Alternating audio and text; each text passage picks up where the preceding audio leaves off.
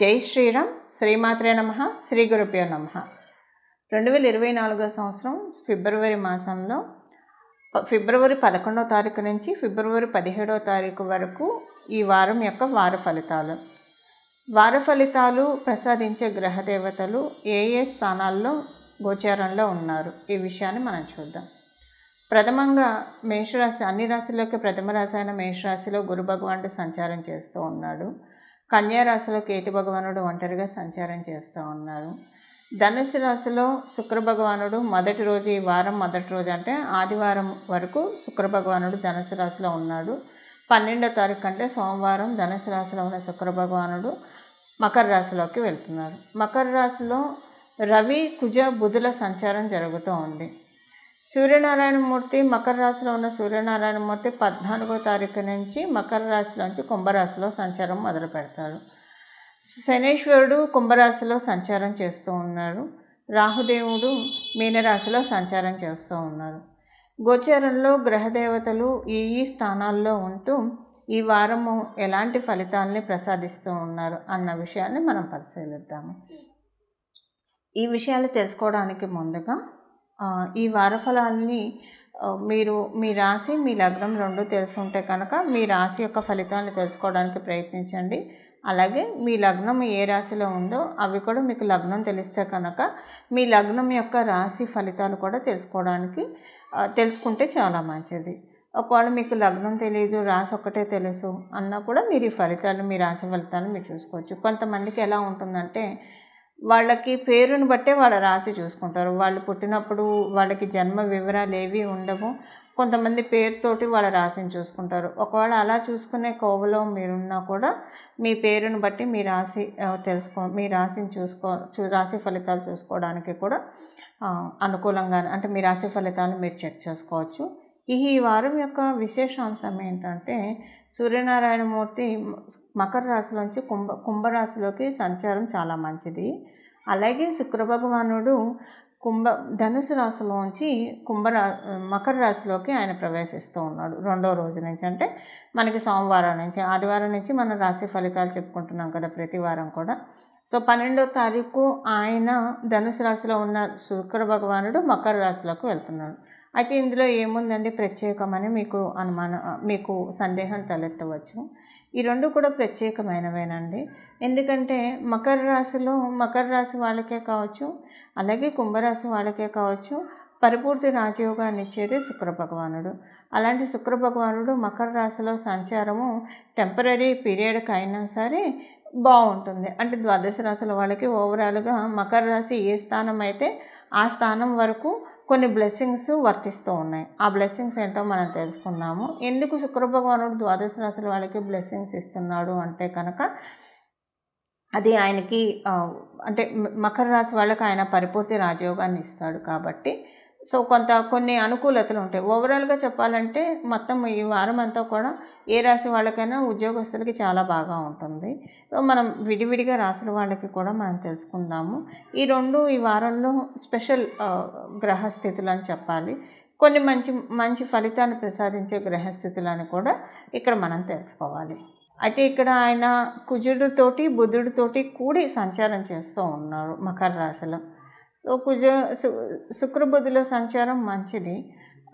వ్యాపారస్తులకి ప్రత్యేకించి ఎవరికైనా కనుక శుక్రబుధులు కలిసి ఉంటే వాళ్ళ జన్మచాట్లో లేదా ట్రాన్సిట్ వైజ్ కూడా ఆ కనెక్షన్ ట్రిగర్ అయినా కూడా మంచిది. అంటే వ్యాపారస్తులకి వ్యాపారం బాగా సాగడానికి, మెయిన్ డబ్బులు రావాలి కదా వ్యాపారస్తులకి, ఇలాంటి వాటికి కూడా టెంపరీగా ఇది అనుకూలంగా ఉంటుందని చెప్పాలి. అంటే ఈ ట్రాన్సిట్, ఈ గోచర ఫలితము టెంపరీగా మీ జన్మజాతకంలో ఉంటే ఇంకా మంచిది. ఇదే కలయిక. ఒకవేళ మీ జన్మజాతకంలో లేకపోయినా సరే గోచారం యొక్క శుభ ఫలితాలు అందుకోవడానికి వ్యాపారస్తులకి కూడా చాలా చక్కటి అవకాశం ఉంది. మకర రాశిలో పుట్టిన వారికి ఈ వారము మీ రాశి చాలా స్ట్రాంగ్గా ఉంది. మీ లగ్నం మీ రాశి స్ట్రాంగ్గా ఉంది. అలాగే మీకు సప్తమ స్థానం స్ట్రాంగ్గా ఉంది. వ్యాపారస్తులకి చాలా చక్కటి శుభ సమయము. ఈజీగా వ్యాపారం చేసేస్తారు. ఈజీగా వ్యాపారం చేస్తారంటే ఎలాంటి టెన్షన్స్ తీసుకోకుండా, ఎలాంటి వర్క్ ప్రెషర్ తీసుకోకుండా చాలా ఆడుతూ పాడుతూ పని చేస్తారు మీరు. ఆడుతూ పాడుతూ పని చేస్తారు. ఎంత పనైనా ఇప్పుడు ఒక్కొక్కసారి కొండంత పని కూడా చాలా తొందరగా అవుతుంది. ఒక్కొక్కసారి గోరంత పని కూడా చాలా టైం పడుతుంది. ఇప్పుడు ఇది రివర్స్ అవుతుంది మీకు. కొండంత పని కూడా గోరంతలాగా చాలా ఎనర్జిటిక్‌గా చేస్తారు. ఎనర్జీ లెవెల్స్ చాలా అంటే చాలా హైగా ఉంటాయి. దీనికి ఒకంత కారణం మీకు ఫైనాన్షియల్‌గా మంచి స్టేబుల్ పొజిషన్‌కి వెళ్తూ ఉన్నారు కాబట్టి అలా కూడా ఉంటుంది. బట్ ఏదేమైనా సరే వ్యాపారస్తులకి చాలా చక్కటి శుభ సమయము. వ్యాపారంలో చాలా ఆడుతూ పాడుతూ చేసే శుభ సంఘటనలు ఈ ఈ ఈ వారంలో చోటు చేసుకుంటాయి. అయితే మనం ఉద్యోగస్తులకి చూసుకుంటే ఉద్యోగస్తులకి కూడా అదే పాయింట్ వర్తిస్తుంది. మీ మకర రాశి వాళ్ళకి పరిపూర్తి రాజయోగాన్ని ఇచ్చేది శుక్ర భగవానుడు. ఆయన ఇప్పుడు రెండో రోజు నుంచి అంటే ఈ వారం మొదలైన రెండో సోమవారం నుంచి మీ రాశిలోకి వచ్చాడు కాబట్టి మీ ఉద్యోగస్తులందరికీ కూడా ఆడుతూ పాడుతూ చక్కగా చాలా ఈజీ గోయింగ్గా చాలా ప్రశాంతంగా ఉద్యోగ స్థానంలో మీకు బాగా ఉంటుంది. అంటే రోజు ఒక్కొక్కసారి ఉద్యోగానికి ఇప్పుడు లాస్ట్ 3 వీక్స్లో చూసుకుంటే డెఫినెట్గా మీరు ఉద్యోగస్తులు అయితే కనుక ఒకరోజు ఏడుస్తూనే వెళ్ళారు. చిన్నపిల్లలు కనుక స్కూల్కి వెళ్ళాలంటే నేను వెళ్ళను అని పసితనంలో తల్లి దగ్గర మొరాయిస్తూ ఉంటారు చూసారా. అలా అంటే మీరు మొరాయించారని కాదు, లోపల మీ మనసు మీకు మొరాయించింది కానీ బలవంతంగా కట్టడి చేసుకొని వెళ్ళారు. ఈ వారం చాలా అంటే అంత స్ట్రెస్ఫుల్గా కొంత ఉంది. ఈ వారం దాంట్లోంచి చాలా బయటకు వచ్చేస్తారు. ప్రశాంతంగా ఎప్పుడెప్పుడు వర్క్ ప్లేస్కి వెళ్దామా ప్రశాంతంగా ఎంజాయ్ చేస్తారు మీరు వర్క్ని. ఇప్పుడు ఇష్టపడి పని చేయడం వేరు, కష్టపడుతూ పని చేయడం వేరు. ఇష్టపడుతూ పనిచేసే మోడ్లోకి మిమ్మల్ని శుక్ర భగవానుడు ఇప్పుడు ఆ వైపుగా ఆ దిశగా మిమ్మల్ని అడుగులు వేయిస్తూ ఉన్నాడు. సో ఇవన్నీ కూడా కొన్ని శుభాంశాలు ఈ వారం మీకు చోటు చేసుకోబోతూ ఉన్నాయి. ఒక వ్యాపారస్తులకే కావచ్చు, ఉద్యోగస్తులకే కావచ్చు. ఇక్కడ ఇవన్నీ మనం చూసుకుంటే ఇండైరెక్ట్గా మనం తెలుసుకోవాల్సిన విషయం ఏంటంటే ఇవన్నీ జరగాలంటే హెల్త్ బాగా ఉండాలి. హెల్త్ చాలా బాగా ఉంటుంది. సో లాజికల్లీ స్పీకింగ్ హెల్త్ బాగా ఉంటుంది. ఇంకా ప్రత్యేకించి హెల్త్ విషయం చెప్పాల్సిన అవసరం లేదు. ఇన్ని మంచి శుభకరమైన విషయాలు మీ మకర రాశిలో పుట్టిన వాళ్ళకి ఈ వారం చోటు చేసుకోబోతుంది. చూశారు కదండి ఈ వారము మీ రాశి యొక్క ఫలితాలు. అయితే ఈ వారం మనం స్పెషల్ చెప్పుకున్నాం కదా, సూర్యనారాయణమూర్తి కుంభరాశిలోకి వెళ్ళడము, అలాగే ధనుసు రాశిలో ఉన్న శుక్ర భగవానుడు మకర రాశిలోకి రావడము. అయితే ఈ వారము శుక్ర భగవానుడికి సంబంధించిన ఆరాధన ద్వాదశ రాశుల వాళ్ళే చేసుకోవాలి.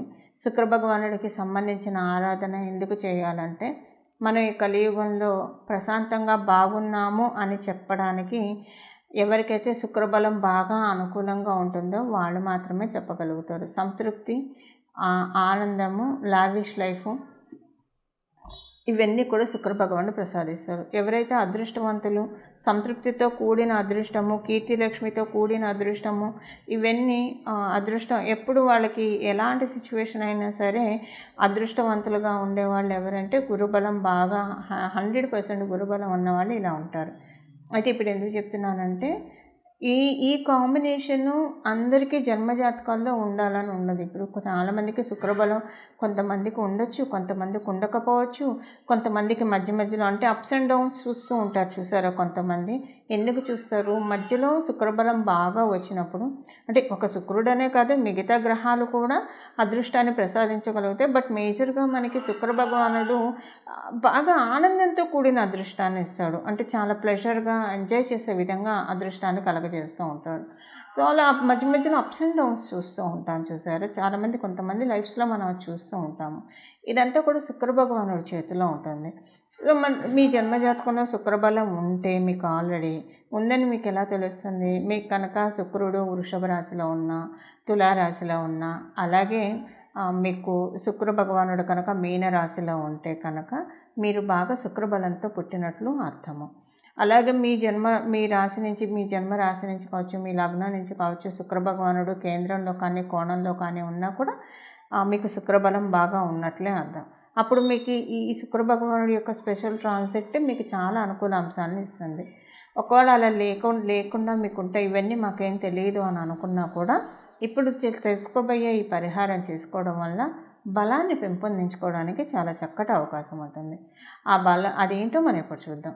దీనికి మనం శుక్రగ్రహం అనుకూలించాలంటే శ్రీ మహాలక్ష్మి అమ్మవారిని ఆరాధన చేయాలి. శ్రీలక్ష్మి అమ్మవారిని ఈ నామంతో కనుక పూజిస్తే శుక్ర భగవానుడు త్వరగా ప్రసన్నం అవుతాడు. ఆ నామం ఏంటో మనం తెలుసుకుందాము. ఆ నామాన్ని ఈ వారం అంతా కూడా మనసులో అయినా సరే జపించుకోవడానికి ప్రయత్నించండి. నేను ఉత్త నామమే చెప్తున్నాను, మనసులో అన్ని వేళలా నామం అయితే పట్టుకోవచ్చు కాబట్టి ఉత్త నామాన్ని చెప్తున్నాను. మీరు ఒకవేళ పూజలో కూర్చున్నప్పుడు ఓంకారాన్ని శ్రీంకారాన్ని కూడా కలిపి చేర్చవచ్చు. పూజ లేనప్పుడు విడిగా నామాన్ని జపించాలి. ఆ నామం ఏంటో మనం ఇప్పుడు చూద్దాం. శ్రీ మహాలక్ష్మీ నమః భార్గవే నమః. శ్రీ మహాలక్ష్మీ నమః భార్గవే నమః. శ్రీ మహాలక్ష్మీ నమః భార్గవే నమః. ఈ నామాన్ని మనసులో తలుచుకుంటూ ఉండండి. ఒకవేళ కనుక మీరు పూజ చేసుకునే సమయంలో అప్పుడు అమ్మవారిని ఆరాధించాలంటే ఓం శ్రీం మహాలక్ష్మీ నమః, ఓం శ్రీం భార్గవే నమః. ఆడవాళ్ళు అయితే వీలైతే శ్రీంకారం వరకే తీసుకోండి. సో ఒకవేళ మీరు అశౌచంలో ఉన్నారు అంటే ఏటి సూతకం ఇలాంటివి ఏవైనా ఉన్నా కూడా ఈ బీజాక్షరాలు లేకుండా ఉత్తగా నామాన్ని ఎప్పుడైనా జపించవచ్చు. కన్ఫ్యూజన్ ఏం లేకుండా ఉత్తగా నామంతో కూడా మనం భగవంతుడిని తొందరగా చేరుకోవచ్చు. అలాంటి నామాలే ఈ 2 నామాలు. ఈ వారం ఈ 2 నామాలు స్మరించడం వల్ల శుక్ర భగవానుడి యొక్క అపార కృపా కటాక్షాలు మన మీద వర్షిస్తాయి. శుక్ర భగవానుడి యొక్క అపార కృపా కటాక్షాలు వర్షించడం వల్ల మనకి లైఫ్లో మంచి అనుకూలతలు, ప్రశాంతత తదితర అంశాలన్నీ కూడా చోటు చేసుకుంటాయి. మంగళం. నమో భగవతే వాసుదేవాయ.